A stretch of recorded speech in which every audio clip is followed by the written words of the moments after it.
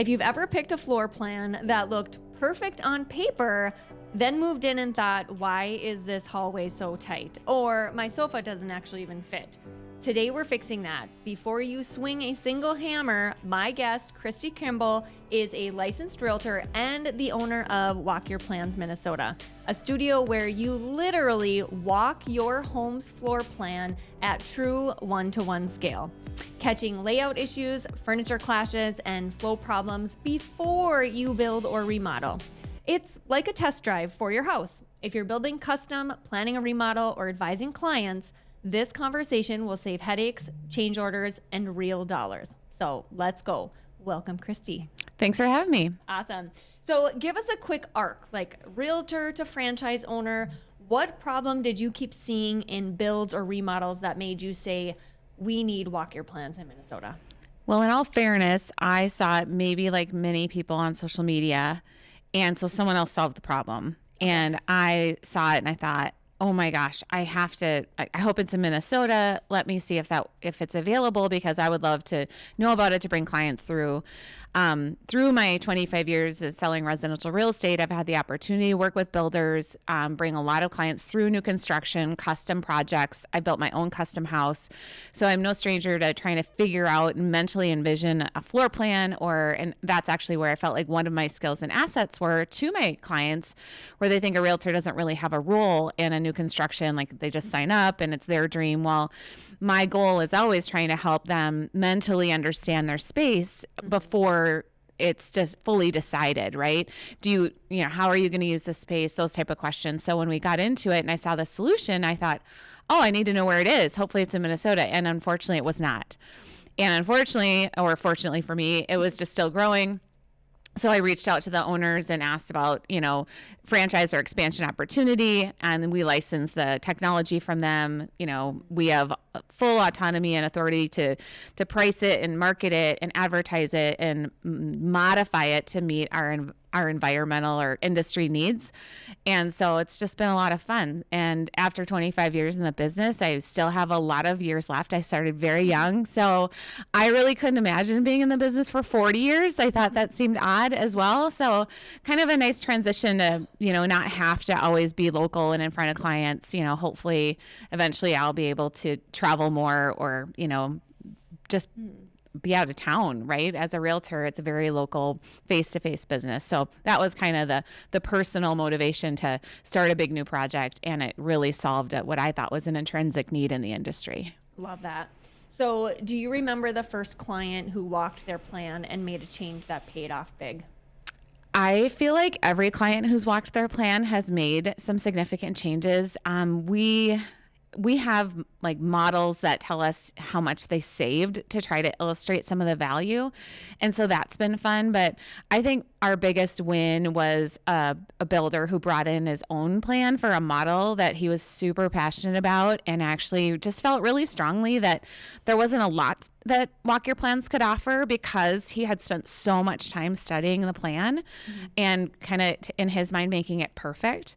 And he did spend a lot of time, and he came in and actually they were in the middle of framing, and he made two big changes that he would not have caught until it was too late. And so he was basically a super fan off the beat, and it was a lot of fun to watch, because a lot of builders, the industry professionals, do have the skills that this solves, right? They can envision, or they've built enough homes to understand space and distance and what the comfort numbers are for a human to occupy a space in a kitchen between the island and the countertop. And so, that was probably our biggest win, or, the most fun thing to see. But otherwise, the most common response sometimes is one of the people in one of the decision makers, whoever they are, usually one person really feels they need it, and the other person's like, I'm fine, I get it, I don't really need it, but fine, if you want to go, we can go.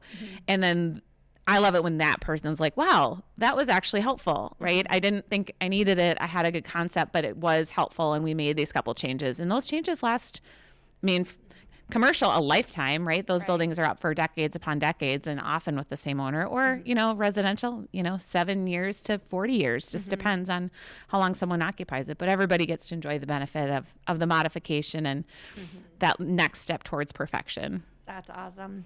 What do people consistently misjudge from 2D plans or 3D renders that becomes obvious at full scale? So clearances, door swings, island spacing, what's most consistently changed or caught? Most of the time is spent usually in the kitchen. Mudrooms are primary spaces, meaning like the primary bedroom, bathroom. I think because that's the decision maker space. That's where, the heart of the home is, where most of the time is spent. I think that's where the most functionality can be really fine tuned. And then half of our business is commercial. So then we go into like lobbies, right? Common spaces for guests or staff, staff kitchens, things like that, or even the bathrooms. In a lot of commercial spaces, you have really, really large spaces next to what in the hallway might be a bathroom, right? Or a group of bathrooms. And that can look really small next to an auditorium. And it's really difficult then to tell if that bathroom is the right size. Right. And so we did a gymnastics gym, and they had changing rooms for children who are currently changing in a bathroom stall, right in front of a toilet. So you're talking about maybe 24 inches by 30 inches.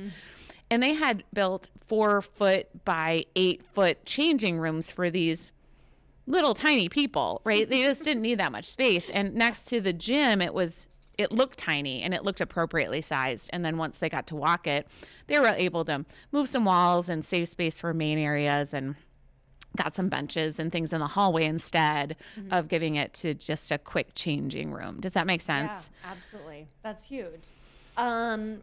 So walk us through, like we're booking. What do clients bring?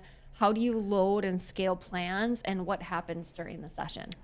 Yeah. So starting at the beginning, the most common questions I get asked is like, what is it like there? Right. So we've got projectors, like IMAX quality projectors on the ceiling.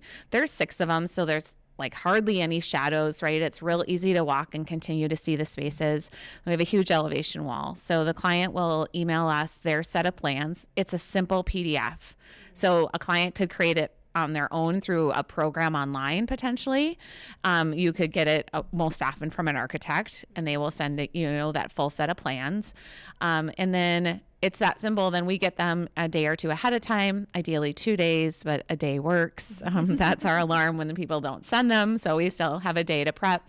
And then we scale it to fit the scale of the material, right? Most of the plans are done and the scale is listed there. And then we understand what percentage of magnification we need to do in order to get it correct. And we just measure it with a tape measure, just like anything else. So we do it off a common doorway.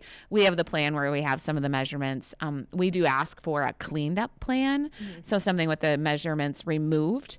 That makes it a lot less cluttered on the floor. So it's almost like a marketing floor plan is what it could look like, or should, for the best experience. Architects can remove those like with a click. And so they just unclick the measurement detail, save it again, send it over to us. And so when we have people that partner with us, their architects and designers know, like, okay, here's your full set. Okay, here's the walk your plan set.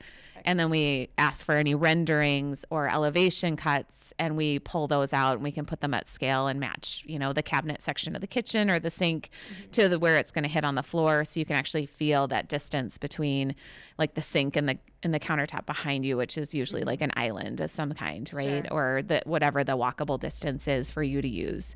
And that's usually that most common tweak is a few inches here or there in the kitchen can make a big difference. Okay. Yeah. Can you move walls or swap elements live? And how fast can someone test a different kitchen island size or flip a door swing? So that depends on how prepared we are for, if we know ahead of time that client is going to be spending a lot of time, or they've prepared 2 different kitchen layouts, let's say, and they've sent us 2 images, we can switch them within seconds, maybe 4 seconds, right? It's a click. If we have the image already. If we're moving walls because someone brings our architect and they bring their computer, we do not move the architect's plans, right? So the architect can email us over something, or if they had just gotten a new set of plans finished that morning and we didn't have them, typically they're at the same scale that we just set the floor to. So it's real easy. We can receive an email. It takes about 2 minutes between receiving the email, downloading it, sending it up into our software, and then pulling it out. So typically when there is something like that, the clients love that new plan or the version. So it's worth the 2-minute switch, but just depends on how prepared we are. But we have people that'll come in at the beginning of the process when they're just looking at 2 different floor plans or 3 maybe that a builder has built before, and they want to figure out maybe which one they're going to start to modify from. Okay. And so we can switch between those seamlessly because they usually have sent all 3 over. We know they're going to be doing that. So they're all set up, and it's literally a click of a file. So it's easy. Do people very often come back? Like they'll walk and make notes of tweaks that they want to make and have the architect then switch some things and then come back again and do it again? Or is it usually a one and done? I would say half the time it's a one and done, and they'll come in just before permit, right? Okay. They've done as much mental work as they can, and now they're just trying to confirm and verify and get some peace of mind to stop like waking up at 3 a.m. worried about the primary closet size, right? Otherwise they come in at the beginning. It's a really nice like social, like not really social, but a business meeting to solidify the relationship, potentially choose a builder. Like if you sat down with one builder or contractor and they just showed you their plans or went through a few on paper, and the other one said, meet me at Walk Your Plans, I'm going to show you house A, B, and C to get a understanding of what's important to you. Like what a difference maker that appointment, that first appointment would be, and how many more clients would you win. And so part of what Walk Your Plans can do and utilize properly in a business plan by an industry professional would be to earn and gain more business. Who comes to sessions? So is it typically just the clients, or do you love when the builders and designers or realtors join in? We love when the builders and architects and designers join in. Typically, we're partnered with them to start with. So I'm going to say about 2/3 of our business is industry professionals that are using it as a tool for their customers. So normally they're coming in.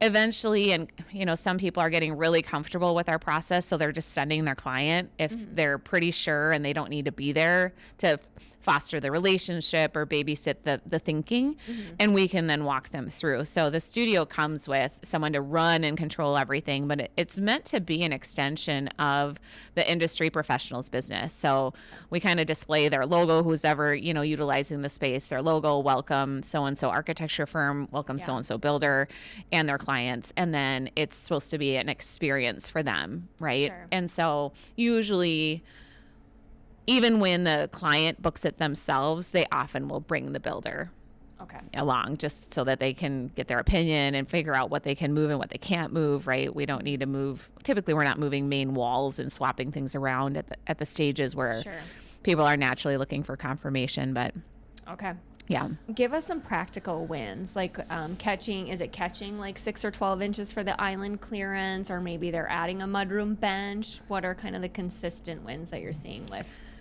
probably more likely residential? It's often, traffic flow, right? Where you are, what is the pathway to this place? All of a sudden we are walking kind of far to get over to that, that guest bathroom, let's call it, or door swings, right, that are going to hit, like what we call arguing doors, where if you open one, you're going to hit another, or just kind of walking into some of the closets or storage spaces where that looks like it's going to be enough room, but then once you're in there, it is too tight or too small. So like a pantry, those back kitchens, are real popular. And so sometimes we're making those a little bigger. Or one of the last times we had a builder come in, they noticed there was like a dead hole in the primary bedroom that they could utilize differently. It looked kind of cool on the plan when it was tiny, but otherwise it was this square that was kind of cut out of the corner of the primary that made a cute window nook, but it also made it so now all of a sudden the bed with the nightstands was tight. Oh, yeah. Right? And we were all of a sudden realizing there wasn't quite enough space. So I think you asked a question a bit ago, which is like, can we manipulate things? We can pull in 2D furniture and slide that onto the floor. We could put in a king size bed. We could swap it with a queen. We can put in different size nightstands. So if a client's like, I have a 96-inch sofa, this is an 84, can you put in a larger one? We can do that, and move some of those things around. So that's some new technology that we can do. That'll help kind of some of those spatial things. So those are the most common things people catch, little functional spaces. And honestly, usually it's the distance from the island to the counter. You open the dishwasher, you fictitiously open the dishwasher, and I have measured them to help people. They stick out 26 inches. Yep. Right. And so you want to be able to walk around them, and usually it's a little tight, or, you're passing your partner in the kitchen in the fictitious movement space, and we feel a little close, right? Or in the hallway. Oh yeah. And some people are gifted with that imagination and can imagine things like that. A lot of people are not. Me being one of them. So like we built a cabinet. I'm like, oh, I wish I would have had this before we built at a 1/4 inch scale, it's tough to tell the difference between 36 inches and 40 inches of walkable space. Yeah. Right. And you're taping it off in your own house with blue tape. Doesn't really work either if you went to that extent. And most people do say, I wish I would have had this. Right. You can always look back and go, I would have made a couple changes. Yeah, absolutely. So, okay, ballpark. How long are sessions, and what does a typical homeowner budget for one? Yeah, so you're gonna budget about 3,000 to 4,000 square feet an hour. Okay. Sometimes I can do 5,000, or I've seen people do 5,000 square feet in an hour, only because the difference typically between a 4,000 and 5,000 square foot house is the same exact room count. They're just larger. Yeah. So we aren't dealing with more spaces, right? But once we get into anywhere north of 5,000 to 7,000, then we end up with, wine cellars and lower level kitchens and bar areas, and a little more detail, or even hot sauna rooms or workout rooms where they're trying to figure out if their stuff's going to fit, all the equipment and things. So that's where we end up spending a little bit more time. So people book for the first hour when they're doing a residential or commercial walk, like a big walk. And then it's half-hour increments after. Okay. We can typically ballpark, and we're usually right. So we have a conversation with everybody who books, and then we go through like how much time we believe you're going to need, and we always buffer a little bit on each side. So if there is an overrun, we want people to have the time they want. Okay, that makes sense. Your rapid fire list. So the 5 layout mistakes life-size walking exposes most often. Oh, that's tough, honestly, because there isn't a common 5 list. Sure. Right? Other than the things we've talked about, which are, space for the furniture in the primary, a little bit of functionality. It gets pretty detailed when we get into some of the fun 5,000 to 10,000 square feet houses where you're talking about doorways. My favorite change that people make, or that I personally think is most helpful for a couple inches here or there, are in doorways to bedrooms, right? Yeah. A couple extra inches, I'll just speak from my own experience of scraping my knuckles on the door frame while I'm trying to drag a laundry basket out of any one of those rooms, or having to orchestrate it like in front of me somehow. Yeah. I think our regular doorways are just a tad tight. So if you have the ability, that's my favorite change. Sure. But monumentally changes the cost, because all of a sudden you have custom doors or larger doors. So it is what it is. Love it. So for remodel clients, what surprises them when they walk an addition or a kitchen gut? And are there any stories where a client avoided moving like a structural wall after walking your plan on a remodel? The remodels, so our remodels are a little different because typically they're dealing with one room, right? And we just started offering like a half-hour session for our remodel and design clients. Okay. So if you are dealing with one space, you can come in for a half hour. You don't usually need more time than that to look at a kitchen.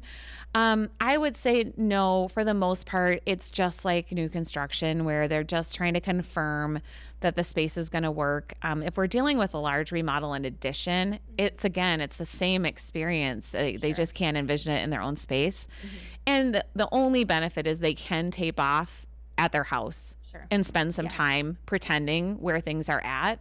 That's the only advantage they have. But otherwise, it's those clients that are really struggling, or there is a large addition with it or they're rearranging all the walls, and it's like incomprehensible to sit in their current space and actually somewhat pretend it's now all of a sudden wide open, right? Yeah. Where all the walls are removed, right? We just finished we've finished our basement last year, but there was one space where there was a supporting beam, and I could not for the life of me, could not wrap my head around the counter that we were going to build. I just can't see it. Help me see it. So I wish I would have had this, and it turned out amazing. I trusted my husband and went with it, and it turned out completely fine. But okay, so how do you partner with builders or architects and cabinet shops so that the walk becomes a pretty standard pre-construction process? Yeah, so we do industry pro demos is what we call. So we bring people in that are part of the, our industry, commercial, residential parts of it. And we show them a plan of their own and walk it as a demonstration, explain how clients use it. And then we go through our industry partners buy it bulk hours. And then we offer a discount based on their volume. We try to figure out what their current plans or processes are, how to put the costs in and have it, either covered by them or covered by the client or covered by some of those upfront non-refundable fees that can go into the design process. And then it just, they see it as a value, like I said, either for marketing, right? It's great marketing. Everybody loves the social media with it. It's a lot of fun and flair, as well as good time spent with the client. It's a really good experience, referrals, right? All the pieces. And then we've had some, I like watching business owners find practical applications for it that I haven't thought of. So we have a builder that brings in like their mechanical and HVAC team and electrical team, and they do a walk with their team. So they have a good plan, so that we don't have surprise soffits. We don't have to, have one person do one thing and the other person, like the right hand and left hand, are all talking together at once. And it's a really functional, quick way to get everybody on the same page without having to email and communicate or have a couple different meetings. And so it's been a lot of fun. And we also have like new construction where they've used it kind of as a model where the model's not up yet, right? For like condo buildings where nothing's built and the structure isn't even built, and they have to build a certain amount of, or have a certain percentage sold prior to any construction happening. Yeah. Right? Imagine the trust you need to have in your builder to buy basically based on an address and some photos. Yeah. And, the little caricature layout of your 2-bedroom condo, which is pretty standard, but when you're spending that kind of money on those properties these days, it's just really good to have a very clear picture of expectation, and it does help sell because, as you mentioned, the word trust, there's a lot of people that can't just blindly trust someone they don't know maybe, or, they're paying extra for this certain person because they just know they do a good job and they just have to shrug their shoulders and trust that they're going to like the outcome. Yeah. We've had people in that like, I don't even know what 4,000 square feet is. Yeah. Right? Yeah. And they have no concept, which that's pretty rare. That's pretty black and white difference of the scale. But yeah, this one lady had absolutely no clue what 4,000 square foot Rambler meant. It was gigantic. Yeah. Right on the main floor. Yeah. And she could have got by with 2,500 square feet. Now, some of that is, preliminary meetings and things like that. But there's a lot of changes that client went through the process because it just resonated differently. Yeah. Right. I just keep going, like, what a cool, unique way to do like an open house on a house that's not built yet. Yep. How cool is that? Has anybody done that? I have suggested it and people have talked about it. Yeah, we did one post-parade for a builder. We had a post-parade open house so that he invited everyone who came through the parade of homes through. And then the following Thursday from 4 to 6, we had, where they could walk a plan and get to use their experience. And so that was fun. I think that's a fun way to do it, to even filter out, the interested parties. Yeah. I've suggested it for like to be built on the MLS. You could have an open house. Now, I don't know. Yeah, I think you need to have it pretty localized. I don't know that, we're in Chanhassen, Chaska area. I don't think you're doing a Minneapolis to be built and then, driving your people out. I don't think they're going to travel for that. But something that was somewhat nearby, they might. But there's a lot of different ways to do it. Like we do events and things for VIP events for clients, or even fundraising for, nonprofits for an idea for, if a church is building on a separate house, or, some of those, those kind of things can be good. Cities have really enjoyed it. Those people don't make those kind of decisions for a living. Right. And there's 10 people who have to weigh in on the new firehouse. Yeah. And none of them are firefighters. Right. And they're just trying to figure it out. So that's very cool. It's definitely fun. So as a realtor, where do you plug this into the client journey?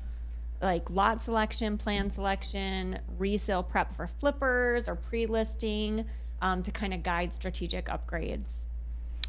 That's a good question. I think that at any point of whether you're a realtor or, working with designers or doing a remodel and offering people advice. I think anytime they're trying to envision something at large scale or on small scale that is going to be life size, it's a good tool to have in your tool belt to implement.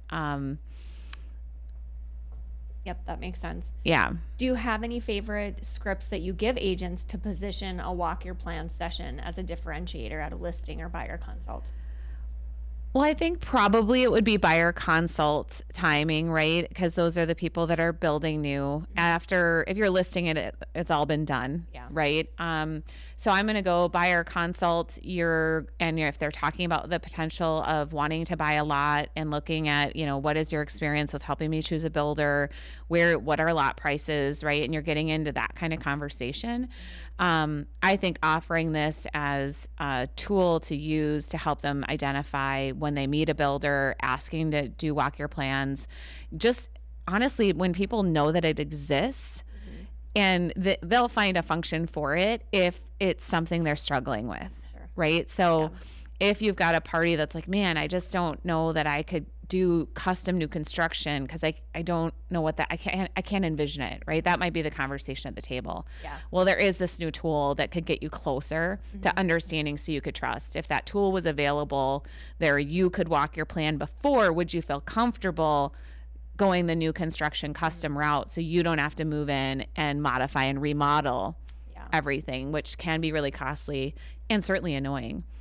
Yeah, absolutely. Right. So that might be your script, right? But it kind of sells itself. I think just knowing that the tool is there, those people that really are having struggling to identify and understand their plans.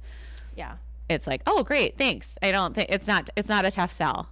No, not at all. I want to come visit. Well, that's one of the things I like about it is it, we just tell people about it and the right people just, kind of gravitate towards it because they really need it. And it's not been an available solution. People have either stayed away from new construction at that level or they've just had to close their eyes and trust their partner or the builder, right? Well, speaking of builders, we work with my husband does a lot of new construction, high-end custom builds. So, and I'm a mortgage girl. So how does walking the plans reduce change orders that blow up, contingencies? I know he has so many people that go like hundreds of thousands of dollars over budget because they decide they want to change or they want to add this. Do you see that a lot with your builder clients that ahead of time they're catching those things to save a ton of money? That's 100% our entire motivation, goal, and outcome. Right? Like that's what it solves because the carrying costs alone aren't even factored in those change orders, right? On top of whatever happens with interest rates or having to push out a lock extensions, right? None of that's in there. And when you are building and spending that kind of money and you have a change you want to make, it doesn't matter that it costs $30,000 sometimes to do what you needed it to do on the grand scale of what you're spending. It's small percentage points, but it's still 30 grand. And we don't even talk about the carrying costs of the delay. That add up on there. So 100%. On average, people save probably, I would say anywhere between $10,000 and $30,000 in an hour. Yeah. Oh wow. Yeah. That's worth the cost right there. Well, and potentially sometimes they wouldn't have caught it either, and so then they're just kind of annoyed later that they tried to build the perfect house and now they want to do it like one more time. It's kind of like planning a wedding. When you're done, you're like, oh, I would totally do these couple of things different, or now I could do it so much easier that I know everything. And you're only going to do it once, right? So hopefully. Absolutely. And I'm pretty sure I know the answer to this question, but how do you think people feel when they leave? They're building a new construction residential home. I'm guessing it's a lot of ease of mind. To your point, I think you said earlier they can sleep better at night because now it's not just hoping or trusting that this is how it's going to turn out. Like they know. Right? Yeah. I think the modifier too, or the one word you chose, which like, I know how they think. I don't think how they think because they're so excited when they're leaving, right? They tell us like, this was the best thing we did. Right? When they're leaving right then and there, they are like, I don't think we would have caught those things. I'm so glad we did this. And so it's usually a pretty verbal communication of value, which is what gets us really excited. And then the builder feels really good. It's just like, that's why I'm like, it's fun to tell people about, because it really does answer that need in the industry that we've just had to shrug our shoulders. And it is what it is. When you're creating something from scratch that doesn't exist, you don't get to see it till it's done. Yeah. Right. And this isn't replacing that. It's not, 3D holographic walkthrough. It's a 2D, honey, I shrunk your kids, you're standing on the plan. But it's amazing what the brain can do to understand the space. And so our biggest question we get asked is like VR, goggles and, and XR stuff. And I think those are great tools. We have people that bring them into the studio because at least you're not going to hit anything in your, in our studio walking around with your plan. But you can't collaborate and you can't understand space. You can see it though in a different way. So I think there's practical applications for both. But ours is just such a functional tool to polish a plan and amplify a current process. Yeah. And I think building new construction, I've done it as well, and it's exciting, but it is really, really stressful. And I think what you're offering eliminates a big pie chunk of where that stress comes from. Is just the unknown. Oh yeah. So that's nice. We had somebody that was downsizing from 4,000 square feet, and they were building a cabin on a lake, and it was going to be 1,200 square feet. Oh, wow. So she had built new construction 3 times in her life. And that was fun to have, because she felt very confident and a good understanding of space. And she'd done it. This is her 4th build. But she was really struggling with how tight some of these spaces were going to be, and like standing in her own pantry trying to decide if this is enough closet space, right? Trying to imagine the spaces. And she was up night after night just stressing. And she's like, I just have to come in. And by the time she left, she's like, oh, so glad. Like, I can just relax now. It's going to be fine. I'm going to be fine. I have to get rid of some stuff. Yeah. But I think she knew that going into it. But yeah, so 100%. It just gives people that calm. And when they leave, they feel really good about whatever they've got going on, or at least made it an improvement. We've never had somebody come in and not make a change. Okay. Yeah, that's good to know. All right, lightning round. Ready? 5 quick questions. Most controversial room you've saved with just a couple inch tweak? I don't know that it's controversial. We had a shower in a 10,000 square foot house that was far too small for a 10,000 square foot house. It was more like a single person shower, like your modest everyday kind of shower that would be in any home. And then the stool room was gigantic because it was the same size as a shower. So we slid it was an easy modification that you couldn't identify on the paper plan because it looked symmetrically perfect. But those 2 rooms should not have been the same size given the capacity of the room. I think there was a large hallway through the room with chandeliers, right? And so you had just a disproportionate, it should have been a grand shower. So we had then everybody was like fake sitting on the toilet trying to figure out how far we could scooch this toilet down without moving some significant walls. So sometimes it takes and then I think they ended up reworking the entire bathroom. Oh, wow. Yeah. That's good. 10,000 square feet. I feel like it should be a spa shop. Right. It should be spa. I mean, it was a dual primary bathroom. So there was 2 separate primary bathrooms in the primary suite as well. So it was a single person bathroom. Sure. Okay. And yet it just still was understated in the shower size. So we were looking for grandeur. Yeah, absolutely. So that was probably the most time we ever spent in a bathroom trying to sort it out. I bet. 2, pocket doors. Are they overused, underused, or just right? I think they're underused. I think a door swing is massively unnecessary for a lot of spaces. And I actually think a pocket door solves a lot of problems. Yeah. Like it's an easy solution. And actually that's one of the things where like, if we put a pocket door in the stool room, we don't care about the toilet clearance, right? Yeah. Especially if you are long-term thinking about mobility issues of bringing any sort of a walker or cane or crutch or wheelchair into a space, they can magically change the functionality of a room. A pocket door is great. I'm not so into barn doors. I think those are overused. Outdated now. Sorry for all the barn door owners out there. 1 hill you'll die on in kitchen layouts. Oh, the working triangle. Like, oh, yes. Yep, I will die on that. And I definitely have had lots of conversation with builders who just put all the pieces in, and all of a sudden the sinks on the other, and the refrigerator and the stove and the islands in the middle. So you're like running around the island in order to function. I can't do it. No. I don't always get a say, but that's the one, if anybody were to ask me, I would continually pound my fist on. I will also never have a kitchen without a garbage right next to my sink again. Oh, there you go. Mine is, Yep, that's and a good it's the one. Best. I don't need a garbage disposal. People ask me, "Don't you have one?" I'm like, "I don't. My garbage is right here." Right here. Yep. Nope, that's a good one. I like that. Your favorite? Why didn't we catch that sooner? Fix. I don't know. No, we catch them all sooner now. Yeah. Right? That's the whole thing. This is our company solves that problem right there. Is we catch it sooner. Yeah. We don't have anybody that walked their plan and then came back and wish they would have caught something they didn't yet. Okay. Yeah. Last, coffee, tape measure, or blue painter's tape. What's your favorite? Or what's your true essential? Oh, coffee. Right. You don't need the tape measures, right? You got the rent. Yeah, we can just walk the plan. You don't even need your tape measure. We do have them out though. And everybody's like, is this really a king size bed? Yes, it is. We will measure and prove it every single time. Yes. Love it. But yeah, it's a lot of fun. How can we help you? Who are partners that you're looking for right now? Partners are architects, builders, designers, both commercial and residential, right? Anybody who works with blueprints.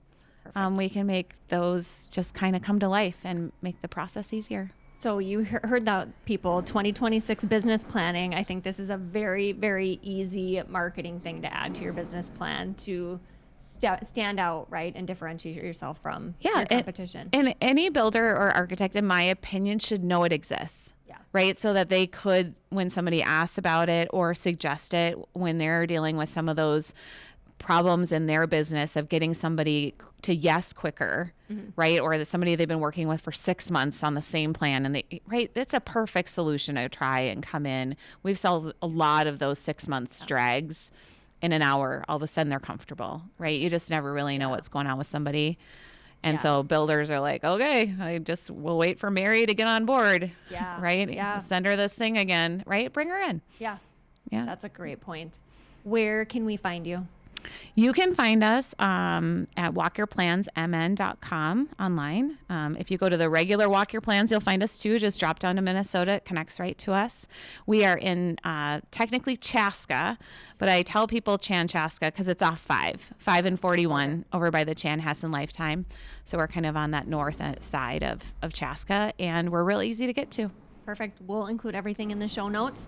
If you're building or remodeling, don't guess, walk it. You'll leave with confidence, cleaner plans, and fewer change orders.